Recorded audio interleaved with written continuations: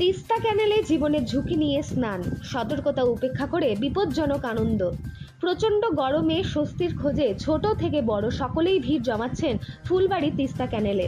কনকনে ঠান্ডা জলের টানে এলাকার বহু যুবক প্রতিদিনই ঝাঁপ দিচ্ছেন এই ক্যানেলের জলে। কেউ করছেন ডিগবাজি, কেউ বা স্রোতের সঙ্গে ভেসে চলার আনন্দ নিচ্ছেন। সব মিলিয়ে যেন এক অঘোষিত জলমেলা। তবে এই স্বস্তি যেন হয়ে উঠেছে মৃত্যুর ফাঁদ। এলাকাবাসীরা জানাচ্ছেন, প্রতি বছরই এই ক্যানেলে স্নান করতে গিয়ে ঘটে দুর্ঘটনা। কখনো জলে ডুবে মৃত্যু, তো কখনো চোট আঘাত। তবুও কেন শিক্ষা নিচ্ছেন না স্থানীয় যুব সমাজ? নেই কোনো প্রশাসনিক নজরদারিও। এক স্থানীয় বাসিন্দা বলেন, প্রতি বছর দুর্ঘটনা ঘটলেও কেউ সচেতন হচ্ছে না। প্রশাসনও সাইনবোর্ড বা ব্যারিকেড কিছুই দেয়নি।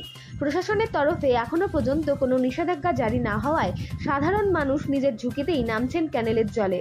এদিকে নিরাপত্তাহীন এই পরিস্থিতি নিয়ে উদ্বিগ্ন অভিভাবকরাও। স্থানীয়দের দাবি, দ্রুত প্রশাসনের পক্ষ থেকে ক্যানেলের পাশে সতর্ক বার্তা, লাইফগার্ড মোতায়েন ও নিয়মিত নজরদারির ব্যবস্থা করা হোক। না হলে সামনে আরও বড় বিপদের আশঙ্কা করছেন সকলে। পুলিশ প্রশাসনকে চাই আপনাদের মাধ্যমে পুলিশ প্রশাসন এটাকে দেখুক, দেখে এটাকে দ্রুত অ্যাকশন নিলে খুব ভালো হবে। আজকে যারা বাচ্চা ছেলে, যার বাড়ির একটা ছেলে আজকে ক্ষতি হবে, সে বুঝবে যে জ্বালাটা সেই জ্বালাটা বিশাল একটা জ্বালা। কিন্তু কেউ আমরা চাই না যে কেউ বাচ্চা কার ক্ষতি হোক। এখন কি দেখছেন ক্যানেলে কতজন রয়েছে?